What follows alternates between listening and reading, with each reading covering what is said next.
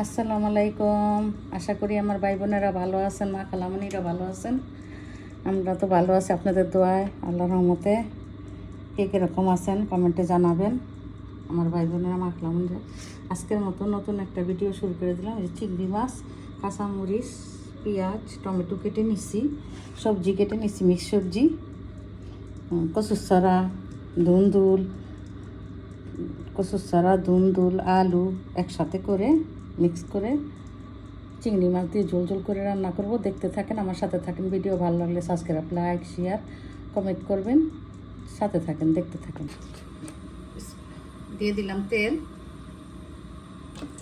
দিয়ে দিলাম পেঁয়াজ, কাঁচামরিচ, টমেটো, কর্ন,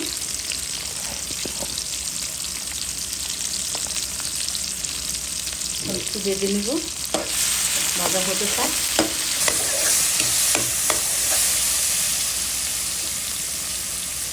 আদা রসুন দিয়ে দিলাম চিংড়ি মাছ,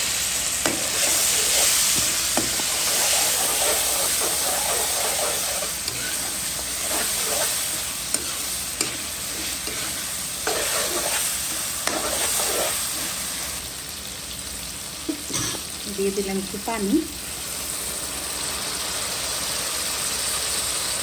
দিয়ে দিলাম হলুদ, মরিচ, ধনিয়া, জিরা,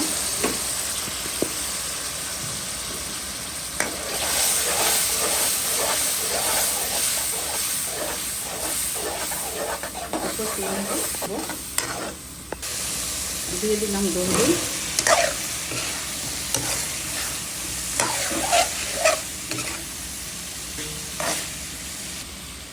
কষিয়ে নিব। তারপরে বাকি যেগুলো বাদ দিয়ে রাখছি, একটু হাফ সিদ্ধ করে রাখছি, এগুলো দিয়ে জল দিয়ে দেবো।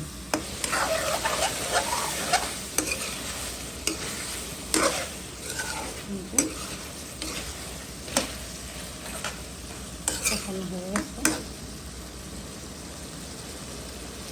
দেখলাম কচুরছড়া, আলু আর একটু একসাথে মিক্স সবজি। এইভাবে রান্না করে খেয়ে দেখবেন, ভালোই লাগবে আমার ভাই বোনেরা, মা খালামণিরা। আর একটু কষানো হোক, তারপরে জল দিয়ে দেবো। দিয়ে দিলাম জল, গরম পানি,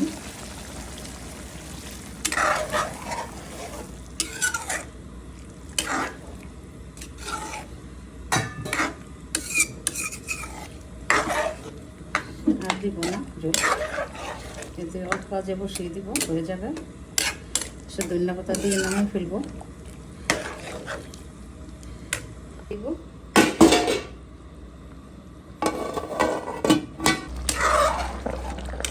হয়ে গেল চিংড়ি মাছ দিয়ে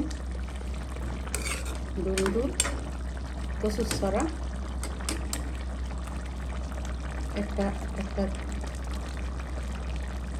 চিচিঙ্গা, ধুন্দুল, কচুরছড়া, আর একটু আলু, পাঁচ পদ মিলে পাঁচ মিশালি সবজি হয়ে গেল। এভাবে রান্না করে খেয়ে দেখবেন আমার ভাই বোনেরা। এই যে চিংড়ি মাছ